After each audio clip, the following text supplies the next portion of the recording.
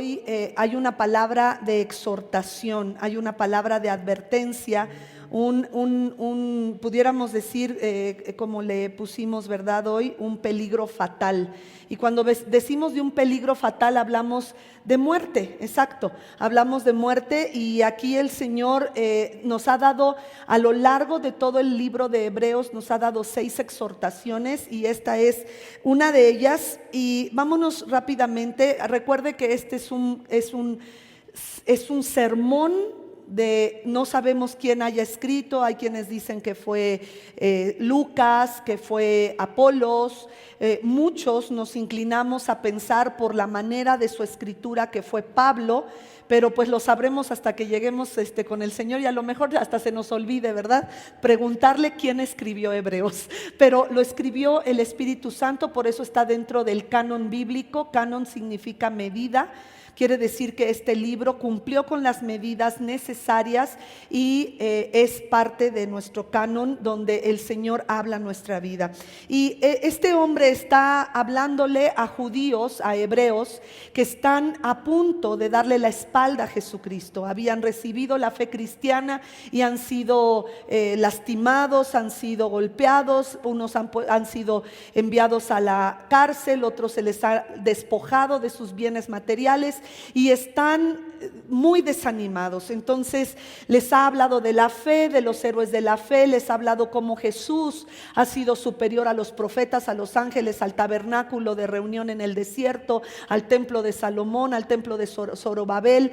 Jesús es mayor que las sinagogas donde ellos se reunían. Jesús es más alto que los ángeles y que aún cualquier cosa creada en esta tierra. El sacrificio de Jesús es más alto y más poderoso que cualquier sacrificio de los machos cabríos. En fin, Él ha dado toda una cátedra de por qué Jesús es todo y debe de ser todo para nosotros. Y viene entonces esta palabra de advertencia, este peligro fatal que vemos en Hebreos, a partir de Hebreos 12:25. Nos habló de caminar en la fe, nos habló de tener paz unos con otros, y dice Hebreos 12:25, tengan cuidado, y esta es la palabra de advertencia, de no rechazar al que habla, pues si no escaparon aquellos que rechazaron, al que los amonestaba en la tierra, mucho menos escaparemos nosotros. ¿Quiénes? Digan, ¿quiénes? Nosotros, si le volvemos la espalda al que nos amonesta desde el cielo. Entonces vemos el primer punto que vamos a tratar el día de hoy, que es una advertencia a no rechazar a Dios. Una advertencia a no rechazar. Y la palabra, tengan mucho cuidado, del versículo 25, dice mirad bien, o pongan atención, fíjense dónde caminan. Porque dice, tengan cuidado, debemos poner atención de no solamente ser aquellos que escuchan la palabra de Dios, pero no reaccionamos ante ella. Yo no sé si tú seas como muchos de nosotros. Yo desde los 11 años no falto a la iglesia. Y puede llegar el momento en el que tú puedes decir, esa palabra ya me la sé. De la samaritana me han predicado en cada congreso.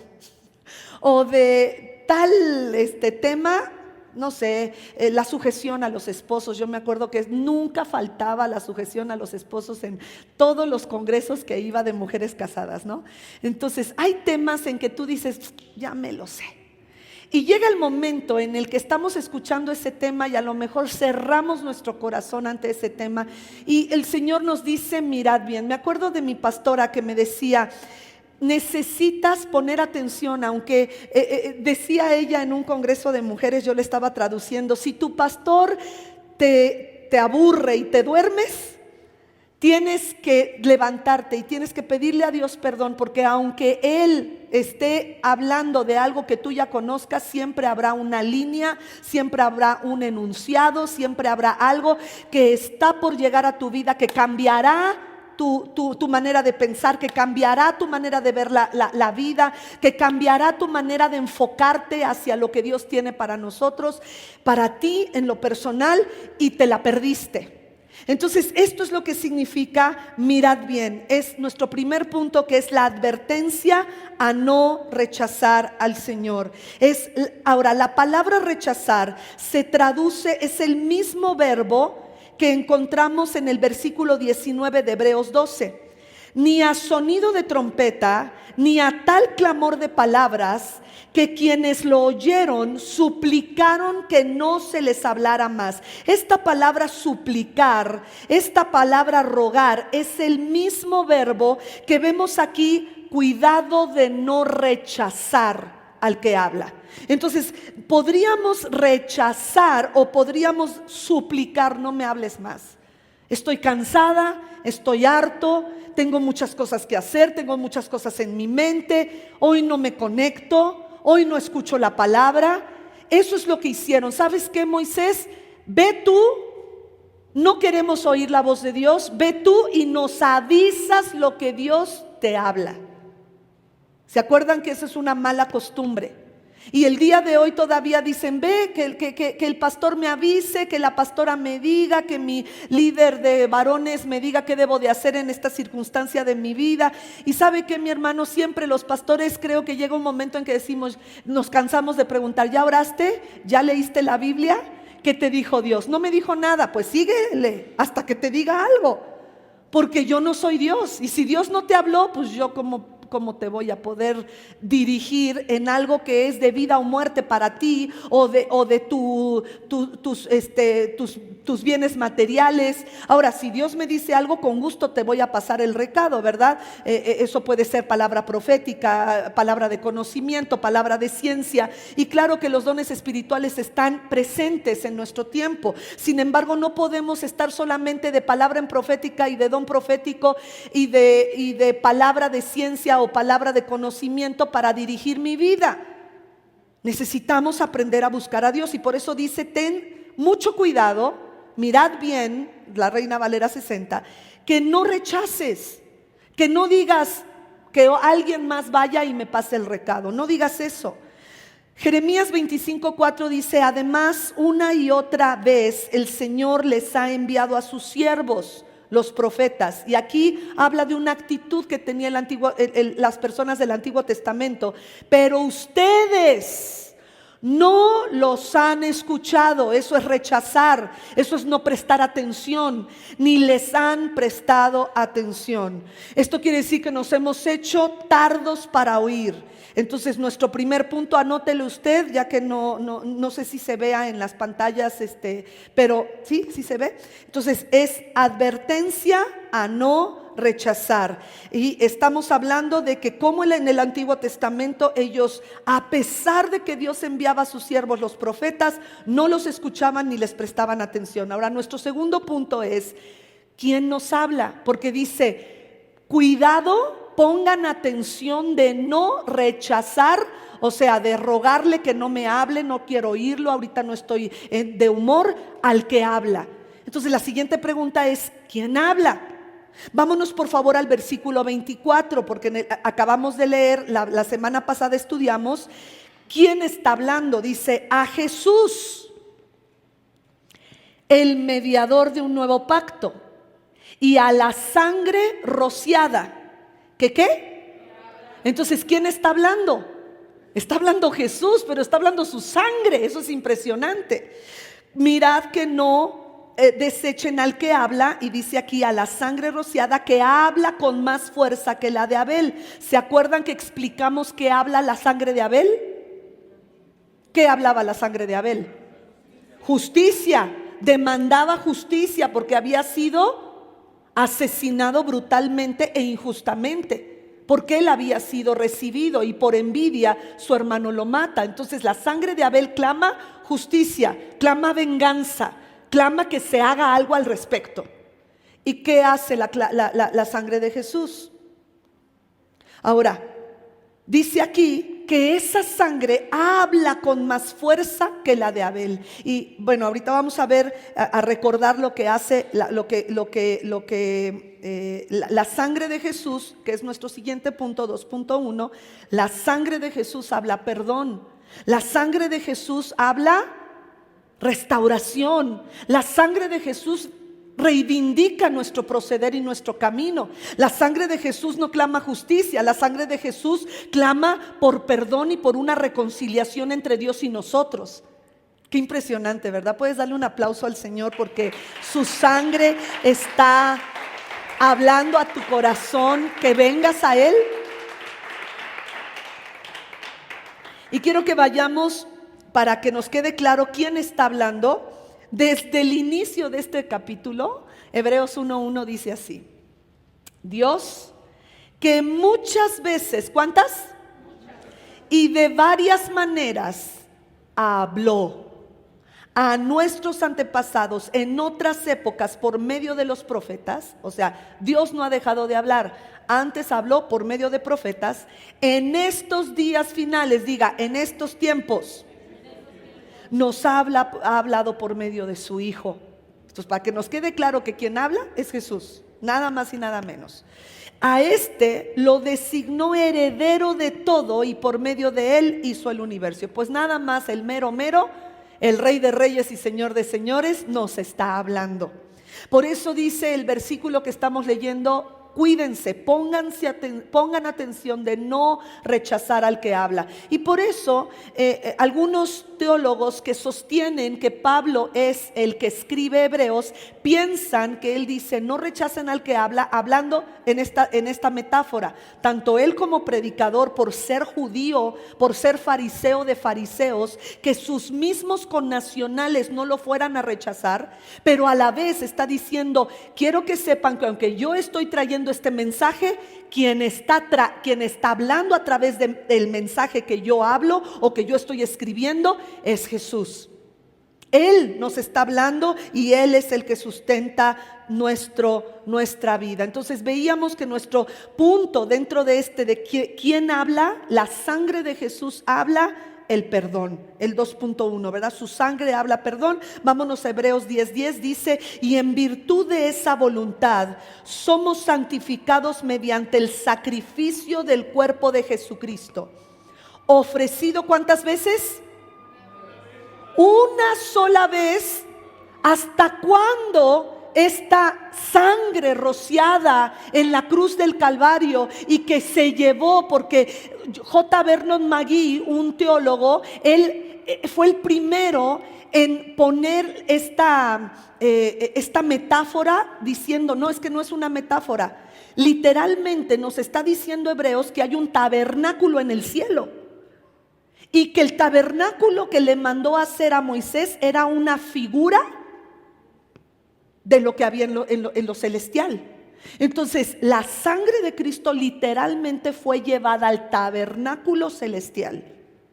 ¿Para qué? Para que la justicia de Dios, la santidad de Dios ya no reclamara nuestra muerte, porque la paga del pecado es el salario, el resultado de nuestro pecado era una separación total y completa de nosotros con Dios, y la sangre de Jesús, ofrecida una sola vez y para siempre, nos restaura nuestra relación con Dios. Me gusta mucho porque hay santificación para el pecador. Hay santificación para el pecador. No solamente la sangre habla perdón, sino que la sangre santifica. Es mi siguiente punto, ¿verdad? La sangre santifica al pecador. ¿Se acuerdan que yo ponía esta analogía de que si quisiéramos acercarnos al sol tendríamos que cambiar nuestra naturaleza para soportar los rayos, los gases que están en ebullición constantemente y poder caminar cerca del sol?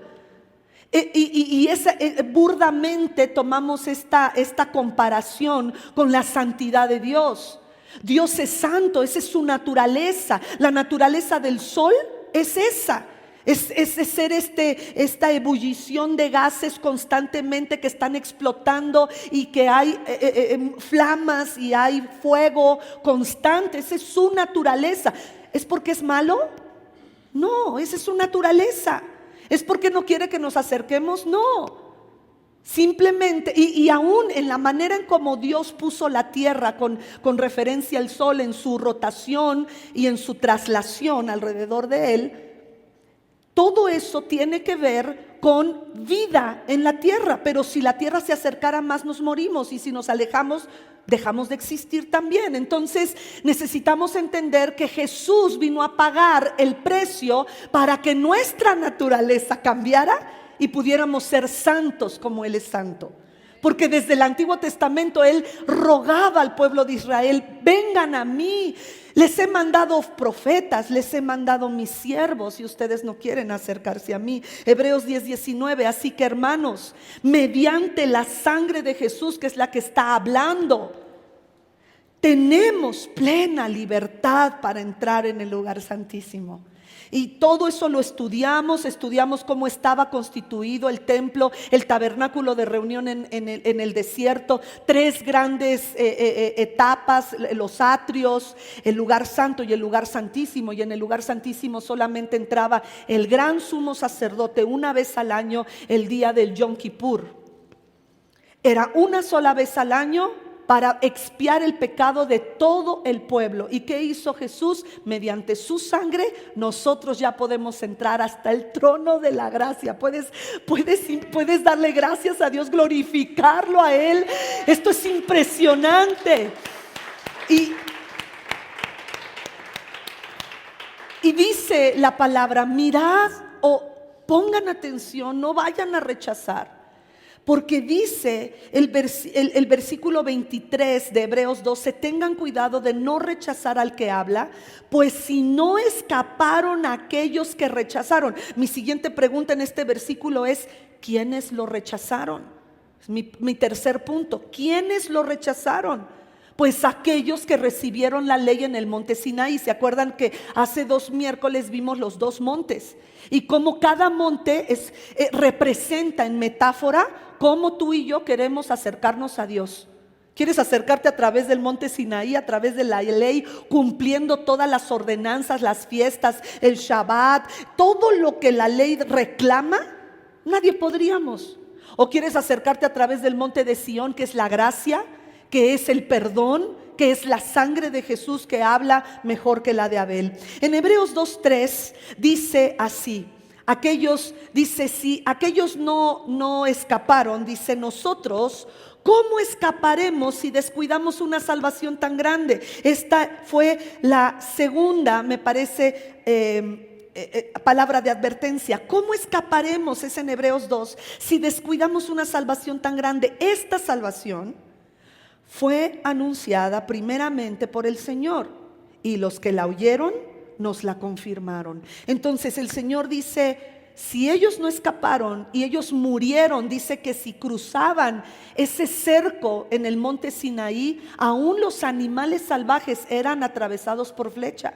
Si ellos no escaparon, y si el pueblo de Israel constantemente tenía que lidiar con los enemigos de Israel, y constantemente había bajas. Hoy me tocó leer en mi devocional cómo es que David, dice la palabra, que fue incitado por Satanás para censar al pueblo. Y su general en jefe le dice: ¿por qué quieres hacer esto si todos están al servicio de ti, rey? Y él le dice: no, yo quiero hacerlo. Y una vez que regresan con todo el censo de cuántos había, todavía dice que Abner, creo que era Abner, dice, no quiso censar a los levitas porque se le hacía algo absurdo que se censara todas las tribus de Israel. Y cuando llegó con el censo, dice que David decía: Señor, he pecado contra ti, he hecho algo terrible, censé al pueblo, y yo sé que mi pecado tiene una consecuencia. Y todavía Dios, a través de su profeta, ¿quién era el profeta? Se me olvidó el nombre. No era Natán, fue otro. En ese tiempo ya era otro, y le dijo ese profeta: hay 3 cosas que Dios te dice que escojas. Por 3 días vendrá una peste, como un virus, como una pandemia, y eso fue lo que él escogió. O quieres que tus enemigos te esclavicen, o quieres, y la otra no recuerdo cuál era. Pero la cosa es que David escogió que fuera una pandemia, que fuera una peste. Pudo haber sido un virus, una bacteria, no sé qué, pero mató a más de 70,000 personas. Y mientras yo estaba estudiando esto, yo decía, Señor, muchos de nosotros hemos perdido pues familiares cercanos o lejanos por esta peste. Y el Señor me hablaba y me decía, es que todo pecado tiene una consecuencia, y David lo entendía. Porque cuando empezó a ver lo de que estaba el ángel que estaba matando y que ya llegó el ángel contra Jerusalén, y David le pidió al hombre donde el ángel se paró, ahí cerca estaba un hombre que era dueño de esa parcela, y le dijo, déjame ofrecerle a mi Dios un holocausto para que se detenga la matanza. Y el Señor le dijo, y esta matanza también es porque Saúl quiso matar a todos los gabaonitas. Wow, eso me impresionó, porque ¿qué onda? Eso de los gabaonitas es desde Josué capítulo 9. Y yo ya estoy en 2 de Samuel. Señor, han pasado años. Pero el Señor es un Dios de pacto. Y los gabaonitas eran una de las tribus de los amorreos. Y los gabaonitas hicieron un pacto con Josué. Sí, se lo hicieron menso, lo que quieras, pero hicieron un pacto. Y Dios es un Dios de pactos. Y le dijo a David, han destruido, Saúl quiso destruir a un pueblo que yo hice un pacto con ellos. No nada más Josué, yo soy el Dios de ustedes y en ese pacto estoy yo. Como muchos matrimonios me dicen, pastora, yo me casé sin Cristo, entonces me puedo divorciar. No, porque aunque tú te hayas casado sin Cristo, tú hiciste un pacto con tu mujer, y en ese pacto, aunque tú no hayas tomado en cuenta a Dios, Dios estuvo ahí y fue testigo de ese pacto. Entonces apechugue, aguante vara y trabaje en la restauración de su matrimonio. No es nada más así de que, porque Dios no es así. Cada pecado tiene una consecuencia, y dice la palabra, yo no sé cómo se sentía David, porque fue a ver a los gabaonitas y les dijo, ¿qué podemos hacer para redimir el pecado que hizo Saúl? Ya ni siquiera era en su tiempo. Y los gabaonitas le dijeron, entrégame a 7 descendientes de Saúl para que sean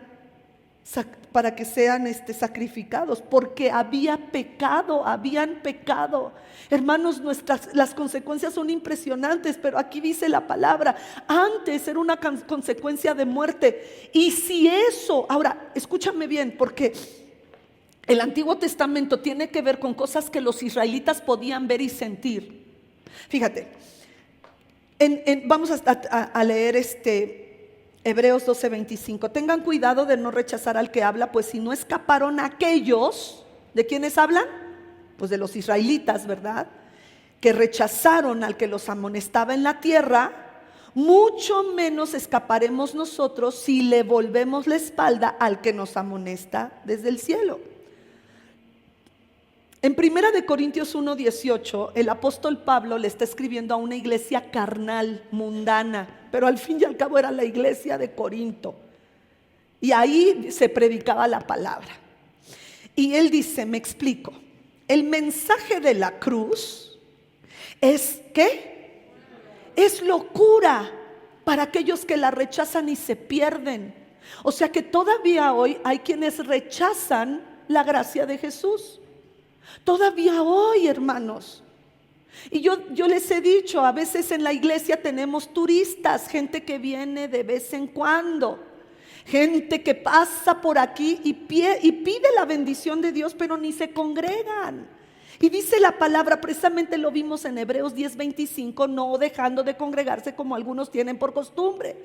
Entonces es un requisito de los hijos que nos congreguemos. Sin embargo, los turistas quieren la bendición del que es hijo. Y perdón, pero yo como mexicana tengo bendiciones que solo me puede dar mi país, y que si viene alguien de otro país y no se naturaliza, no puede tener esas bendiciones porque no es mexicano. De la misma manera, hay turistas cristianos que cuando necesitan de Dios, órale, sí vengo y órale, y danzo y alabo y amén, gloria a Dios, y no me vuelvo a parar. Entonces sí necesito, dice aquí, que el mensaje de la cruz es una locura para los que están rechazando, pero para nosotros, para los que se salvan, es decir, para nosotros, di conmigo, para nosotros, este mensaje ¿qué es? Es poder de Dios que está a tu favor, mujer, está a tu favor, varón. Este poder de Dios puede cambiar la situación que estás viviendo y no es magia. No es de decir, pues en el nombre de Jesús, porque a veces se agarra el nombre de Jesús como si fuera fetichismo, como si fuera algo, una varita mágica. No es así. Vivir en el nombre de Jesús o decir en el nombre de Jesús quiere decir que yo me estoy obedeciendo al Padre. Hebreos 12:26, vamos al siguiente versículo. En aquella ocasión, diga conmigo, en aquella ocasión, su voz, dígalo fuerte, conmovió la tierra. Y ve lo que dice más adelante, pero ahora prometido, una vez más haré que se estremezca no solo la tierra, sino también el cielo. Y esto es impresionante porque de verdad, este es mi siguiente punto, todo será conmovido, todo será conmovido. ¿Sabías tú que hay gente que está invirtiendo miles de dólares en búnkeres? ¿Sí sabes lo que es un búnker? Búnkeres para hacer un lugar a salvo en caso de un cataclismo, en caso de algo terrible que llegara a donde ellos, a su localidad, y están tratando de hacer en la tierra un lugar seguro. Ojalá pudieran hoy escuchar a estas personas este mensaje y yo les puedo explicar. Créeme que en la tierra no hay nada seguro, nada. Tus búnkeres a prueba de balas, a prueba de incendios, a prueba de terremotos, a prueba de tsunamis, a prueba de agua, a prueba de lo que sea, no te va a servir, porque todo lo que vemos aquí será quitado. Personas que se están peleando por cosas en esta tierra, cosas que en un abrir y cerrar de ojos van a ser. La Biblia enseña en el Apocalipsis que la tierra será destruida por fuego, ya no por agua, porque Dios ha prometido que eso nunca vuelve a pasar, pero no dijo que por fuego no. Nada más dijo que por agua. Entonces todo va a ser conmovido. El autor de Hebreos ha usado sus mejores esfuerzos para convencernos que será absurdo dejar lo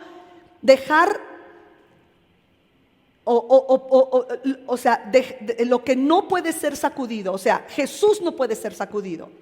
El único lugar seguro en esta tierra es una persona. Ese es Jesús. Entonces él dice, es absurdo que quieran dejar a Cristo, Él no puede ser sacudido. Es absurdo que quieran darle la espalda a Jesús para regresar a una religión que tiene que desaparecer con el mundo. Todas las religiones van a desaparecer. Es absurdo que quieran darle la espalda al Señor. Entonces aquí dice en este versículo que acabamos de leer que una vez más Dios conmoverá la tierra, pero no dice que nada más la tierra, sino que también los cielos. Ahora, estaba yo tratando de recordar cuántas veces la Biblia enseña que hubo un terremoto, que la Biblia lo registra. Entonces me estaba acordando en el Sinaí, lo acabamos de ver, en el Sinaí. El Sinaí tembló por la presencia de Dios. El otro temblor que se ve, pues es cuando Elías, ¿se acuerdan? Que hubo un terremoto, fuego y estaba pasando el Espíritu de Dios, pero el Señor no estaba en el fuego, el Señor no estaba en el terremoto, pero se habla de ese terremoto, se conmovió la tierra. La otra vez que yo recordaba es cuando Jesús murió, ¿verdad que sí? Que Él dijo, consumado es, entregó el Espíritu, se conmovió la tierra. Pero aquí dice que no solamente la tierra se va a conmover. Ahora esto me impresiona, porque el Antiguo Testamento habla de cosas que los israelitas podían ver y sentir. El Antiguo Testamento y el Torá tenía que ver con cosas externas, cosas que yo podía hacer y que la gente podía mirar. Es más, vimos que el domingo pasado que si había un idólatra, con 2 testigos, el idólatra tenía que ser apedreado y todo era externo. No sabíamos si su corazón a la mera hora se podía convertir, no sabíamos nada, simplemente todo era externo. Pero ahora en el Nuevo Testamento, ¿cuál es el pacto del Nuevo Testamento? Que sus leyes estarán en nuestra mente y en nuestro corazón. Y que ya no es necesario apedrear al hijo rebelde, sino orar por él. Ya no es necesario apedrear al brujo del Amazonas o la bruja del África, sino que podemos llevarle el evangelio, ¿verdad? Ya no tenemos que matar a nadie a pedradas, pero todo es interno.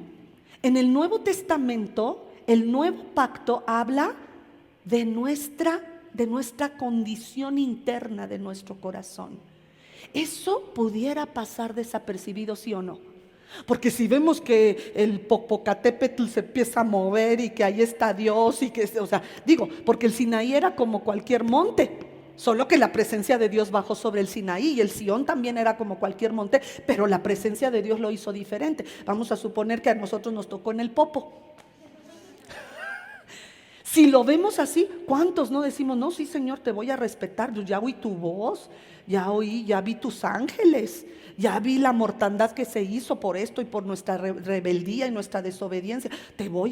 Ya me voy a poner firmes, ¿verdad? Pero el Nuevo Testamento no es así, es a través de la conciencia, donde la voz de Dios nos dice, deja de pecar, ven a mí, conviértete a mí. Búscame con todo tu corazón.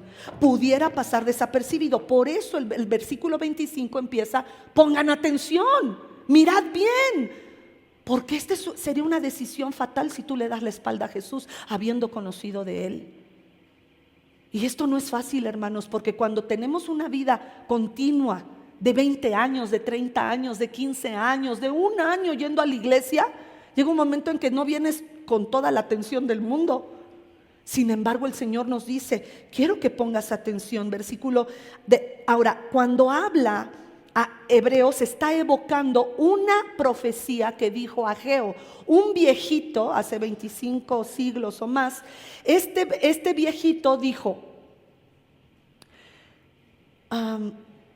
es tiempo para ustedes de estar en sus casas. Levántense, pónganse a construir el templo del Señor. Y después dice, Ageo 2, 6 y 7, dentro de muy poco haré que se estremezcan, y aquí es donde encontré, no solamente la tierra, sino los cielos también.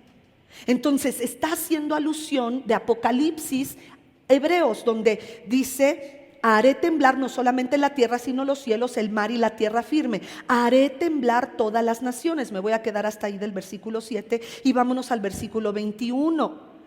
Di a Zorobabel, gobernante de Judá, yo estoy por estremecer los cielos y la tierra. Y me llamó la atención que aquí dice primero los cielos. O sea, el profeta Ageo le estaba hablando a un pueblo que nunca había visto estremecer los cielos, solamente la tierra. Entonces yo creo que Ageo dijo, para que sepan que Cristo vendrá, que el deseado de las naciones vendrá, se van a estremecer los cielos. Ok, no hay ningún lugar seguro en el mundo, ¿nos queda claro? Entonces, hermanos, si usted quiere invertir en búnker, le invito a invertir en Tláhuac. Vamos a iniciar la construcción de nuestro templo allá para levantar un lugar y que muchos vengan a Cristo. No sabemos cuándo Cristo venga. Ese templo quizá también se va. Cuando Cristo venga y se destruya todo por fuego, tu búnker no funciona, nada de esto funciona, pero en lo que llegue ese momento necesitamos salvar las más almas posibles. Necesitamos salvar muchas almas y créame, yo estoy emocionada de lo que Dios hará. Punto número 5, solo quedará lo inconmovible. Todo será conmovido y solo quedará lo inconmovible. Solo quedará lo inconmovible. La frase, vámonos a Hebreos 12:27. La frase, una vez más, indica la transformación de las cosas conmovibles o movibles, es decir, las creadas. Entonces, si tú te vas a pelear por un pedazo de tierra, por una casa, si te vas a pelear con tu familia y nunca más los vas a volver a ver, no tiene caso, hermano, porque ese pedazo de tierra es movible. Es una cosa creada. Voy a terminar de leer Hebreos 12:27. La frase una vez más indica la transformación de las cosas movibles, es decir, las creadas, para que, ¿qué? Otra vez diga conmigo, ¿para que qué? Permanezca eternamente y para siempre lo que es inconmovible. Entonces di conmigo, Dios, te doy permiso para conmover mi entendimiento, mis tradiciones, y solo quede lo que es inconmovible. Y aquí es donde muchos de nosotros a lo mejor van a decir, ay pastora, me hubieras explicado antes de que yo dijera lo que dije. Porque Dios lo va a hacer, aunque tú no se lo pidas. Primera de Pedro dice que Él va a purificar nuestro corazón y va a utilizar los problemas, va a utilizar las circunstancias, va a utilizar la pobreza, va a utilizar la enfermedad. ¿Por qué crees que en este capítulo 12 Dios nos habla tanto de la disciplina? Dios va a utilizar la disciplina para tratar en nuestro corazón y precisamente está quitando lo conmovible, la envidia, la frustración, los sentimientos de ilegitimidad, los sentimientos de dolor. Y Dios lo va a seguir haciendo hasta que aprendamos, hasta que quitemos y hasta que digamos, Señor, nunca te pedí perdón por el pecado de mi juventud. Y hoy me doy cuenta que hay algo cíclico en mi vida. Puede ser el robo de la herencia, de lo que Dios te ha dado, de las bendiciones que Él te ha dado a ti. Puede ser una acechanza de rechazo, una acechanza de ilegitimidad, una acechanza de soledad, una acechanza de muerte, donde no te has muerto, el diablo no te ha matado, pero todo lo que toca se muere. Y entonces tú dices, bueno, ¿por qué tengo tantos problemas en mi matrimonio? ¿Por qué no tengo comunicación con mis hijos? ¿Por qué no estoy haciendo las cosas correctas? ¿Por qué no debería de estar? ¿Por qué no estoy hoy donde debería de estar? ¿Por qué no he terminado este negocio? ¿Por qué no he concluido mi carrera? ¿Por qué no he concluido? Quizá porque hay algún pecado que no has pedido perdón. Ahorita ya no tienes que ir por los 7 descendientes de Saúl. Por favor, porque yo me imaginé a David yendo por los descendientes de Saúl y el primero que me vino fue el Mefiboset. Dije, ¿cómo? Seguramente pensó en Mefiboset y sigo leyendo, ¿no? Y dice, y por amor al pacto que le hizo a Jonathan, no llamó a Mefiboset. Pero yo me imagino que él ha de haber estado con que no me pidan al Mefiboset porque yo hice un pacto con su papá. Entonces me imagino que él ha de haber entregado a estos 7 descendientes con mucho dolor en su corazón, porque él nunca quiso matar a Saúl, ¿sí saben? Y que todavía cuando Saúl lo estaba buscando para matarlo, David le decía, Padre mío. Yo que hubiera querido decirle, papá, a alguien que me ha lastimado, que quiere matarme. Sin embargo, David conocía lo que era la lealtad, conocía que lo que Dios había ungido. Dice, no, pues si Dios lo ungió, que Dios lo mate, yo no. Aunque sea lo que sea, aunque se levante contra mí. Ahora sí, cuando tú le has dicho al Señor, Dios remueve todo lo que es removible, Dios va a tratar con tu religiosidad. Uy, me acuerdo cuando yo crecí en una denominación donde tomar vino te ibas al infierno. Y bueno, ya después entendí que muchos de esa denominación habían sido adictos al alcohol. Entonces para ellos sí era un problema tomar una copa de vino, pero pues los demás que no teníamos nada que ver con el alcoholismo ni nada, total que no, si tomas vino te vas al infierno. Y me invitan a España a predicar. Y cuando me sirven vino dije, yo vine a una secta. Y aparte se dicen pastores y me están sirviendo vino, estos se van a ir al infierno hoy, ¿no? Y Dios rompió mi religiosidad, porque si de algo la Biblia habla es del vino. Lo que la Biblia dice es que tú no debes de emborracharte. Si te emborrachas, eso es pecado. Y los borrachos, así como los adúlteros, los fornicarios, los afeminados, los cobardes, los mentirosos, todos, dice, no entrarán en el reino de los cielos. Ahora, todos nosotros en algún momento entramos en una de esas características. Porque a lo mejor tú dices, ay pastora, y si en la secundaria me puse hasta atrás, ya no voy a entrar al reino de Dios. No, pues gracias a Dios que tenemos la sangre de Jesús que habla mejor que la sangre de Abel, y a través de su sangre tú y yo tenemos la entrada al lugar santísimo, hasta el trono de la gracia. Gracias a la sangre de Jesús que habla mejor que la sangre que exige justicia y venganza. La sangre de Jesús nos permite entrar a la ciudad celestial. Y esto me lleva a mi siguiente punto. Estamos recibiendo un reino inconmovible. Estamos recibiendo un reino inconmovible. Lo leemos en Hebreos 12:28. Así que nosotros, diga, aquí estoy presente, me hablan de mí. Así que nosotros que estamos recibiendo un reino inconmovible, qué impresionante. Este reino no lo podemos ver. Este reino no hace temblar la tierra todavía. Este reino no nos hace ver como las bestias son pasadas por flechas. Este reino no lo vemos en lo exterior, pero para nosotros es el poder de Dios que ha cambiado nuestras vidas. Y dice, así que nosotros que estamos recibiendo un reino inconmovible, seamos ¿qué? Agradecidos, inspirados por esta gratitud, adoremos a Dios como Él le agrada, con temor reverente. Ahora, ¿qué quiere decir inconmovible? Porque eso es lo que estamos recibiendo. Va a quedar en nosotros lo que es inconmovible, y estamos recibiendo un reino que también es inconmovible. Inconmovible significa que no se altera con el paso del tiempo. Hermano, Dios trata con nosotros con gracia, ¿verdad que sí?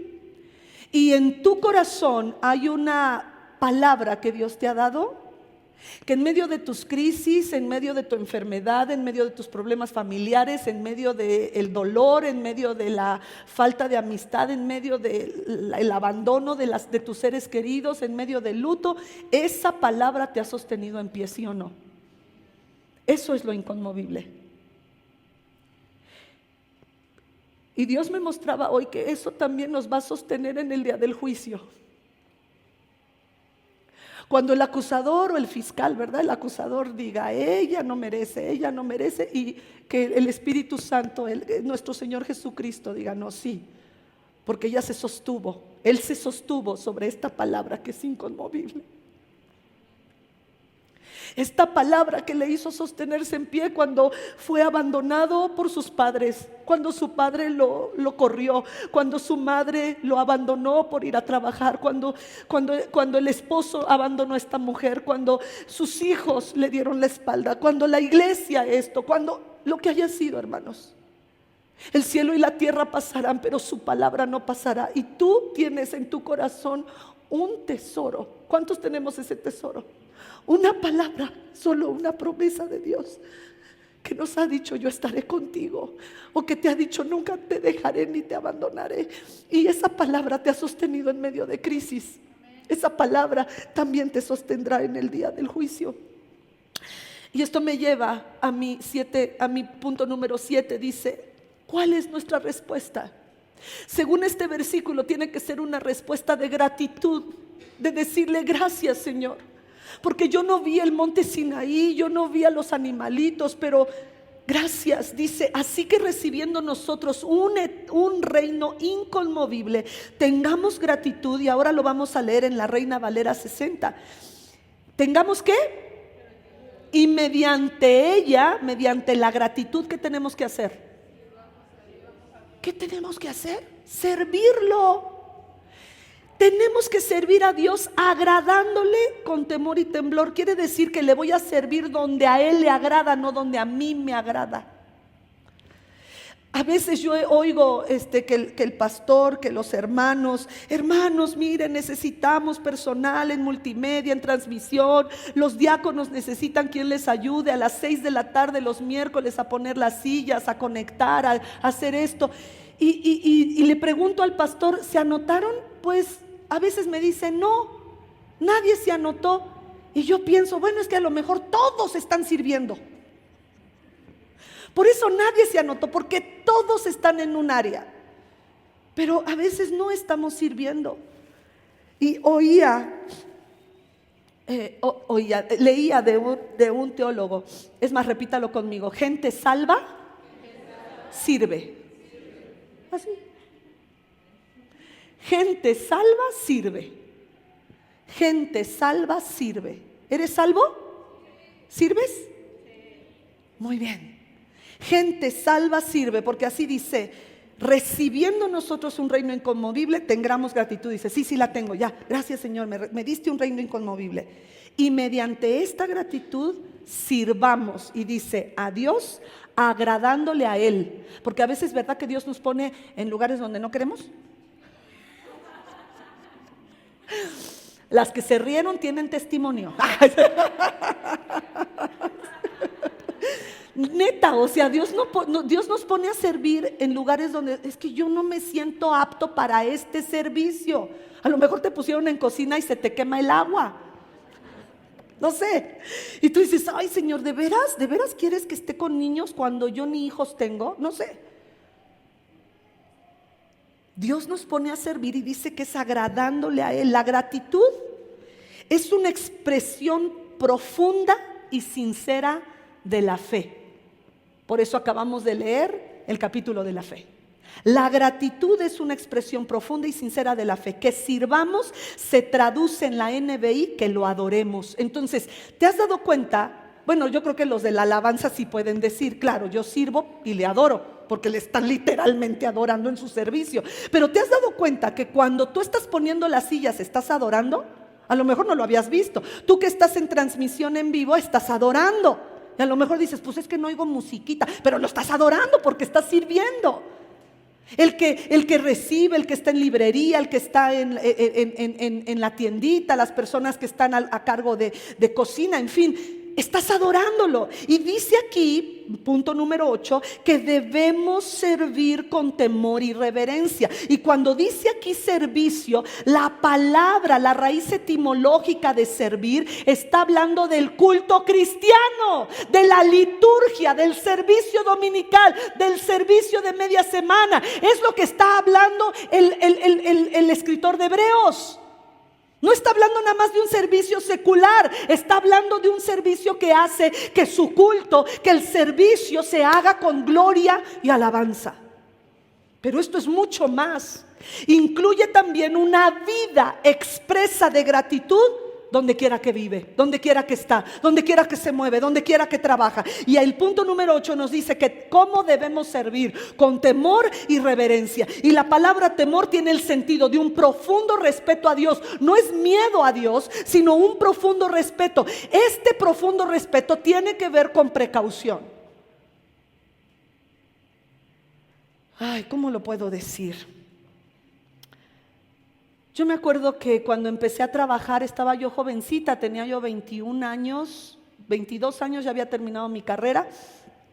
Y me regreso a la Ciudad de México y llego a esta empresa farmacéutica, entrego mi título. Ay, oye, pero estás bien chava, ¿cómo que tan chava terminaste tu carrera? Pues yo adelanté, en los Estados Unidos tú puedes adelantar materias y créditos, en fin. Entonces, recuerdo que me mandaban a hacer algo y yo tenía mucho temor a mi jefe. ¿Sí me explico? O sea, pero no era miedo, no era así de que ahí viene. No, sino, oye, este señor tiene la última palabra. Este señor puede decir que me suban de puesto, que me suban el sueldo. Entonces, todo lo que hacía lo hacía con cautela. Ese es el tipo de temor. No sé si me estoy explicando. O sea, no me quiero equivocar. No quiero regarla.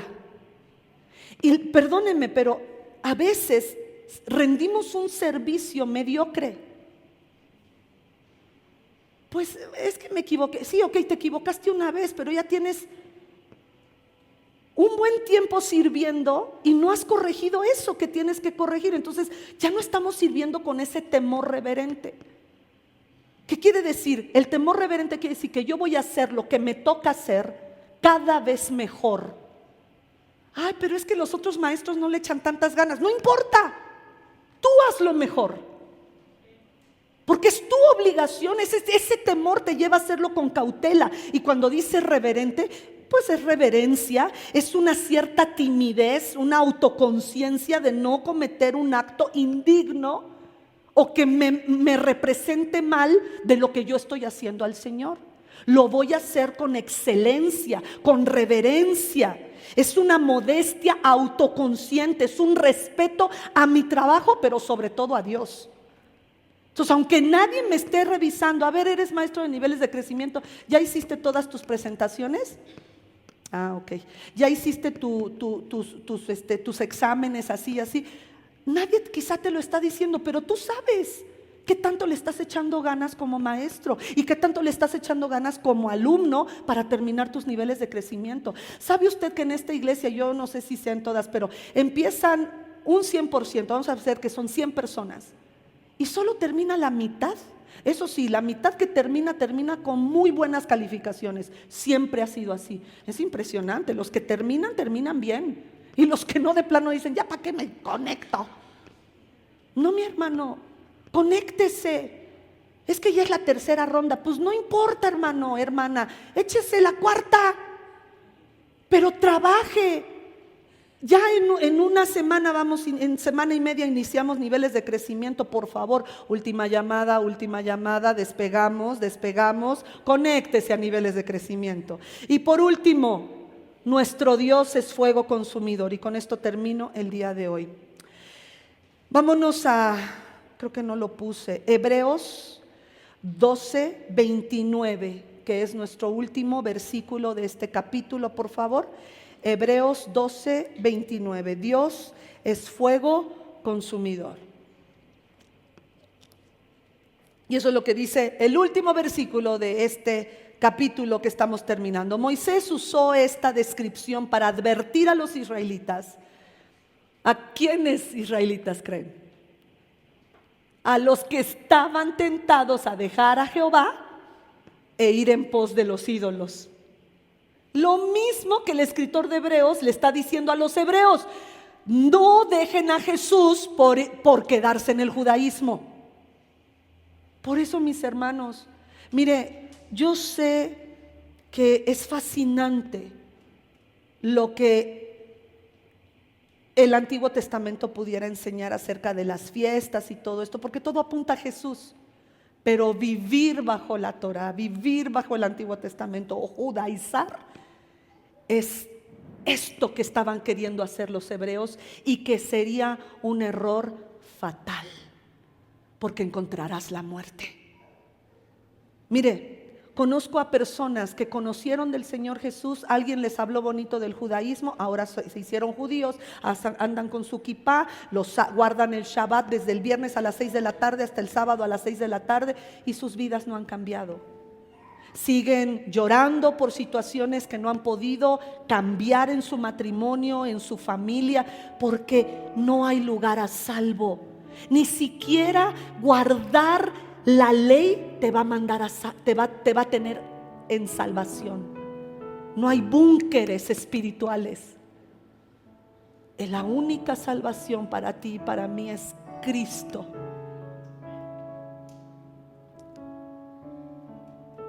Hablaban ayer en la predicación que escuché de la convención internacional donde está nuestra hija Abby. Por eso no la han visto cantando, porque está en Pensilvania. Y este hombre hablaba de un lugar en la India donde el predicador americano estaba siendo traducido por una persona de la India, y después de predicar a Jesús como Salvador, la gente empezó a cantar un himno que dice: atrás el mundo, la cruz delante, no vuelvo atrás. Y este himno nació de una familia de gente de la India que había recibido a Jesús, devotos de nuestro Señor Jesucristo. Ellos dejaron la religión de los hindús, que es politeísta, muchos dioses. La vaca es un dios, las serpientes son dioses, en fin. Ellos dejaron todo eso y le entregaron su vida al Señor, y era el papá, la mamá y 2 hijas. Empezó a haber una persecución impresionante, y el líder de esa tribu puso a esta familia en medio y les dijo: renuncien a Jesús, renuncien a Jesús. Y si no renuncias a Jesús, ya tenían a los que iban a echar las flechas. Estas flechas van a encontrar su blanco en el corazón de tus hijas. Renuncia a Jesús. Y las hijas le dijeron a papá: no te preocupes, papá, atrás el mundo, la cruz delante, no volvemos atrás. Y les dijo: no, papi, porque este es temporal, y en cuanto cierren nuestros ojos estaremos con Jesús en el cielo. Y como él dijo: no puedo, no voy a negar a Jesús, y mataron a sus hijas. Y le dijeron: ok, ahora si no renuncias a Jesús, ya tus hijas están muertas, ahora vamos a matar a tu esposa, y morirás solo y morirás excluido, porque a ti no te vamos a matar, y todo el tiempo estarás viviendo de que solo por no querer soltar a Jesús, tú hiciste que tus hijas y tu esposa murieran, y vas a vivir el resto de tu vida con esa culpa. Y otra vez su mujer le dijo: no, amor, no vale la pena. Y por eso todas esas personas, cuando él estaba predicando en esa campaña de evangelismo, empezaron a cantar: la cruz delante, atrás el mundo, la cruz delante, no vuelvo atrás, no vuelvo atrás. Y ese es el himno que muchos de nosotros conocemos. Nació de esta familia hindú que dio su vida, y de ahí vino un avivamiento. Porque ese hombre que quedó con vida, le mataron a sus hijas y a su esposa. Ese hombre que quedó con vida, los de la misma tribu empezaron a buscarle: ¿cómo es que puedes seguir adelante? ¿Cómo es que no hay dolor en tu corazón? ¿Cómo es que estás gozoso? Y él les empezó a hablar de la palabra, y eso trajo un avivamiento en esa tribu. Vamos a ponernos en pie, hermanos. Hemos recibido un reino inconmovible, pero necesitamos entender que Dios es fuego consumidor. Deuteronomio 4:23 dice: tengan pues cuidado de no olvidar el pacto que el Señor su Dios ha hecho con ustedes. No se fabriquen ídolos de ninguna figura que el Señor su Dios les haya prohibido, porque el Señor su Dios, ¿qué es? Fuego consumidor y Dios celoso. Deuteronomio 9:3, por favor.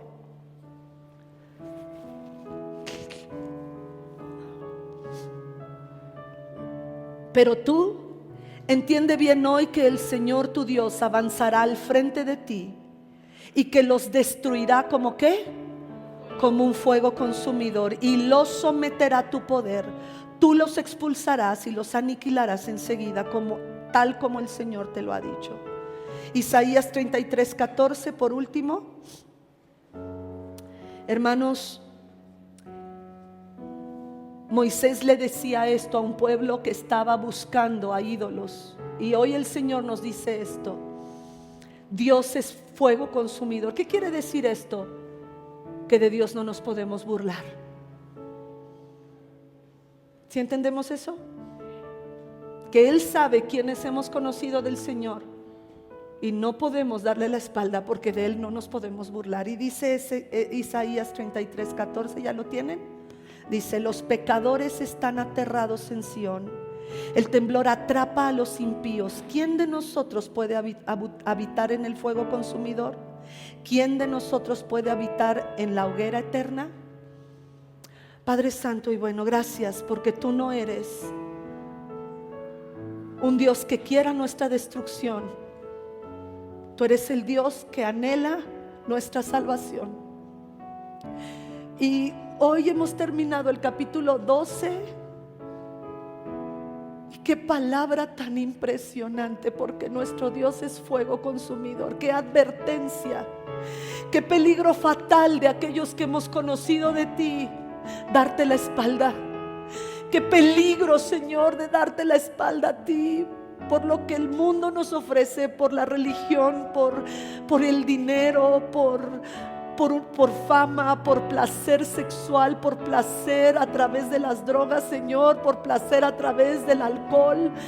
Padre, ciertamente este camino es estrecho y pocos transitamos por él. Ayúdanos a sostenernos en pie sobre la palabra que aún en ese día del juicio nos sostendrá a nosotros también.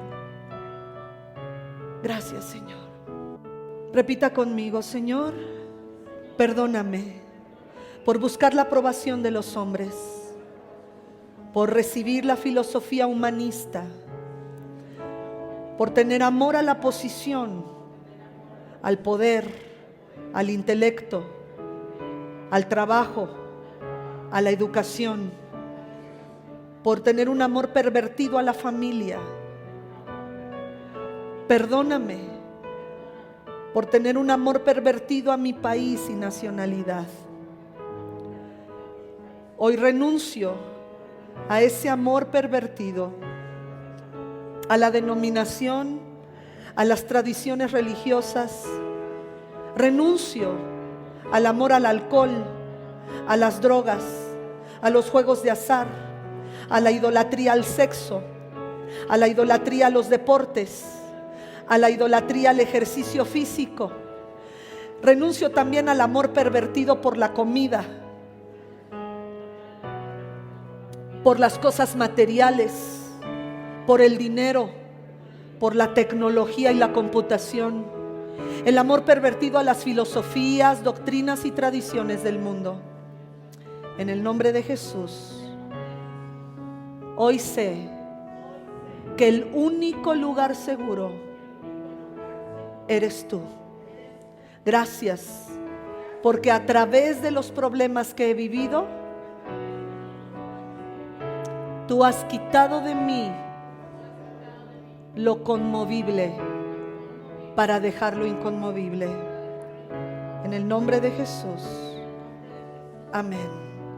Señor, gracias por esta iglesia. Hoy les declaro libres a ellos y a sus futuras generaciones de la maldición, de la idolatría, lo que es temporal, de la idolatría al dinero, al mundo y a lo que el mundo ofrece. Y cualquier demonio que quiera venir a destruir, a asignar, a mediar el juicio, las maldiciones sobre ellos, Señor, se va ahora en el nombre de Jesús. Y todo lo que los demonios les han robado es ahora quitado y removido. Ese poder jurídico es revocado en el nombre de Jesús. Y declaro, decreto que estos demonios de amor a lo que vemos, de amor a lo que es conmovible, de amor a lo que no es eterno, de amor a lo creado, ahora debe abdicar y son intrusos ilegales.